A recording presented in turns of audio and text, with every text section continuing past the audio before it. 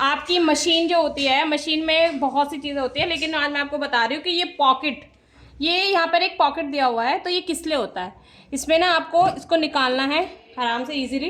इसमें क्या होता है कि मैल वगैरह जैसे, या फिर जैसे कभी कॉइन होता है, किसी कोई चीज़ हम भूल जाते हैं कपड़ों में, कभी पैंट में से निकालना, तो वो मैल वगैरह सब इसमें आ जाता है। तो आपको क्या करना है कि इसको हमेशा जब भी आप कपड़े धोने के बाद सारे जब वॉश हो जाए अच्छे से, तो इसको भी निकालिए और इसको साफ़ करके, इसको भी ज़रूरी साफ़ करना होता है, इसमें काफ़ी मैल भर जाता है। तो इसमें सिक्के वगैरह जो होते हैं वो आ जाते हैं आराम से, या फिर कुछ मैल वैल बटन वटन कुछ भी हो, तो इसको आप ज़रूर साफ़ करिए पॉकेट को।